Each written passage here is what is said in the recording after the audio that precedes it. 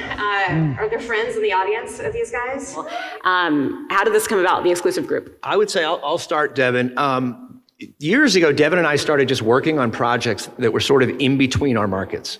So, for instance, just south of Delray is Highland Beach, and we had a lot of overlapping business, and we started working together that way. And we realized that being able to go into these super exclusive and very high-end oceanfront properties, having somewhat of a team, or at least someone else there to sort of back you up and help you in the process, was awesome. I mean, and we were having fun doing it. So we did that for a few years, and we probably sold about $200 million of real estate just from collaborating. And then we finally said, we have an idea that may work, and that's to sort of try to get certain people in their target market that makes sense. So as an example for me, if I'm going a little bit south, I'd love to pull Devin in on a listing and co-list it. If I'm going a little north, the same way. We have Gary Poor in Palm Beach, we've got Johnny further north. So we've done quite a bit of business recently with this collaboration. Were you all at the same brokerage when that partnership started? Yeah, so I mean, as Nick said, we've been with Element for a very long time. Johnny, 5 years now? 6 years? This is year 3, actually. Okay, year 3. So yeah, it's kind of like how they started. They'd known each other for quite a long time. I joined Element the year prior to when the team started, and He sucked you in? Yeah, and Devin called and was like, Nick and I are working on, potentially creating like this group. If you're looking for someone like Northern County and Jupiter area, if you'd have any interest. And that's kind of how it organically kind of started with me being part of the team. Very cool. And one of the main reasons I think he knows this, but he's a very good golfer. So that might be the main reason we brought him in. But anyway, you got to have something, Just my little. How many days a week do you guys play golf? I'm not as much as you would think. Really? No. Sounds like 7, more like 1. But I will say, I mean, both Johnny and myself having a professional golf background, I mean, I can attribute probably 90% of my business and success and where I get my clientele from to golf. Really? Oh, yeah.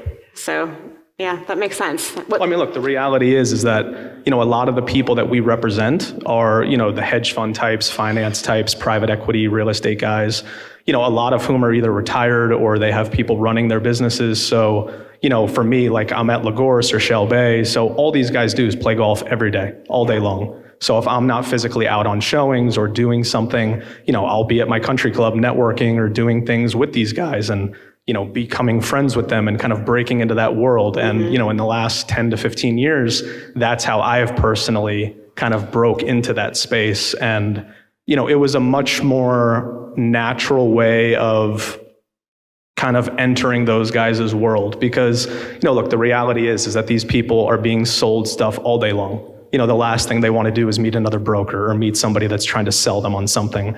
I was able to, befriend these guys and relate to them on a much different level. And then real estate kind of came secondary. So it's just a testament to, I mean, I'm sure we have people in the audience and some of you, you're like, well, that sounds great, but I wasn't a professional golfer, so this sucks. But you could have very easily left that profession and completely stopped networking within that, that realm, but you didn't. And I think you consistently do it. So talk to me a little bit about that. How do you all nurture the relationships that you have? How do you continue to connect? And we'll get on the team aspect too. I would love to talk a little bit also just about everyone has been, not maybe everyone, but in situations with team where there's ego that comes in and it smashes everything and relationships are ruined. So actually, let's start there. Talk to me about how we get past that and how you share and split and do all those things. That was really our biggest thing. I mean, I won't really get into the finances of how our team really works. No, not like that, but how do you do, I know this person better, or you know that person better. No, so I mean, the number one thing that Nick and I really harped on when we created this group was kind of leave your ego at the door because, any top realtor or broker, they're going to have a big ego and people are always going to want their name, their face in the spotlight, all their branding, everything's going to be about them. This isn't the Devin and Nick team or, whatever. So, our biggest thing was kind of checking our egos at the door, creating a very intimate small group of top successful brokers that could create something that was much bigger than any of us.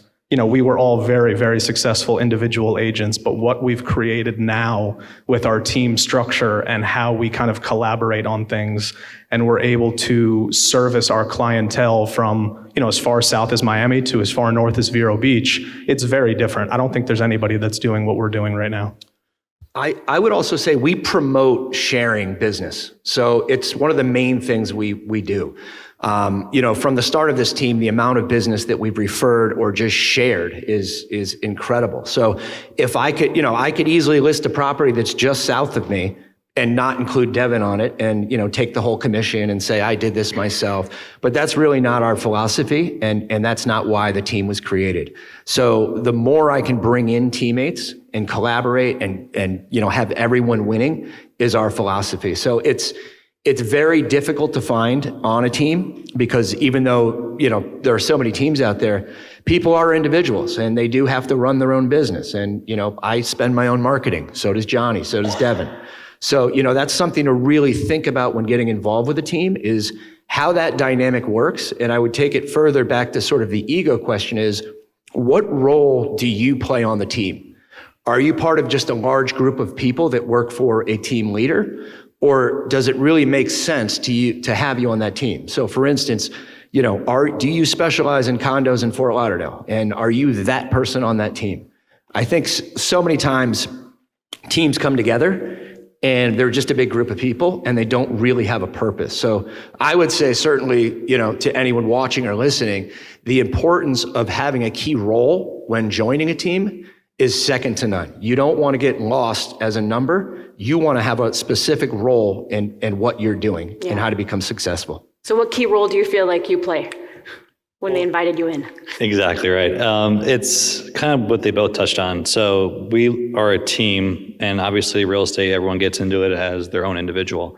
We kind of all aligned and had the same vision for the team and, bringing all of our knowledge and expertise to each of our markets that we specialize in and just giving each client that white glove service to deliver, that experience and product to them.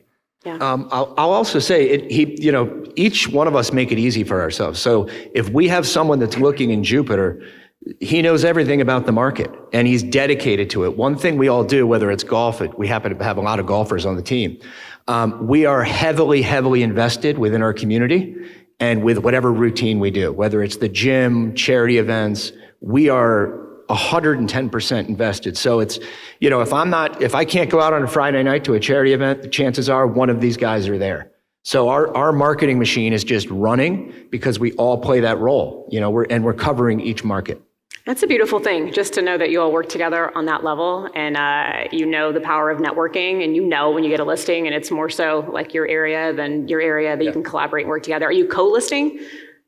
All the time. Yeah. Okay, so on MLS, it's like call either of us. Well, that was the biggest thing too with our team structure was rather than, I used to live in Palm Beach County for a very long time before I moved to Miami. So, I have a very big business up there still, but rather than me having to, refer a buyer or refer a listing to, just some other agent at Element, I can now call Nick or Johnny or any of the other people within our group, and we can now keep that deal internally through our team. So. What does it look like when you are, I can just imagine you guys are like showing and you meet, like you're accompanying one of your luxury listings and a buyer agent comes in and they're like really fantastic. I feel like it's like sister wives or something. You're like inviting another person to come into your home. So are you like, yes, this person like seems like they would be like a really great, is this how you find them out there? Or is it just reputation or? Yeah, we have a lot of people that obviously reach out to us about joining the team. Again, going back to what our initial focus was keeping this very small. Nick and I didn't have any interest in turning this into like a 20 or a 30 or a 50 person team because I feel like when the teams get that big, you kind of lose the identity. Mm-hmm. You have people that are different personalities selling different kinds of properties. Maybe somebody's selling something that's 200,000 and you have another guy selling something for 20 million. It just becomes very mixed up. We wanted to be recognized for selling kind of the best in class properties in the different markets that we work in. And everybody that's on our team is very similar. Nick and I are very, very similar in how we conduct our businesses, which is why I think this was such a natural fit when we decided to start this team. and then Johnny, and then all the other people that we've brought in, very much the same. We're all very, very similar in how we do things. How many are there? How many group members, like team members, are there in the exclusive group?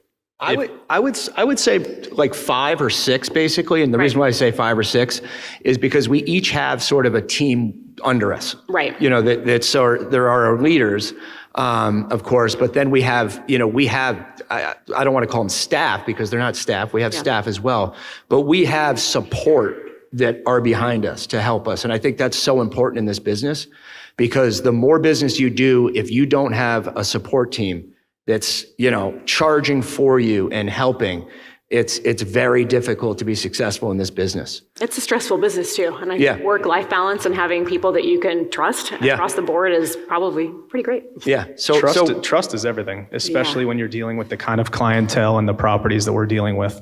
We all have to be able to trust each other implicitly.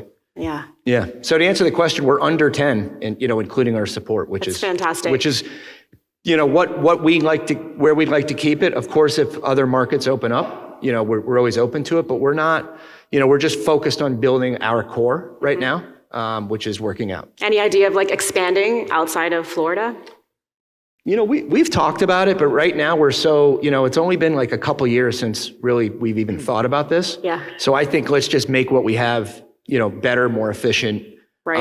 I will say from having a team like this, and this goes out to anyone that's thinking of joining or joining a partner, us educating each other has been incredible. So, Devin started with his sort of online marketing well before any of us, and he's been extremely successful. Like social media? Social media, email, just the whole platform.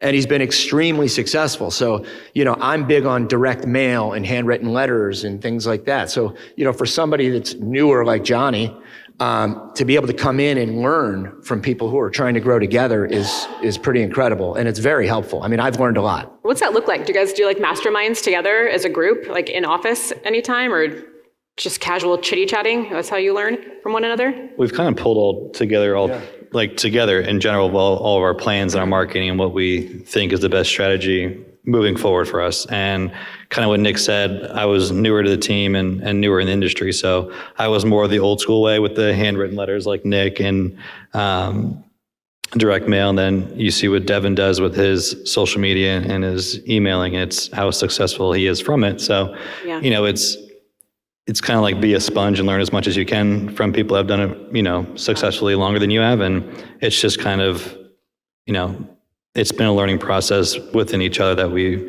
just naturally happens.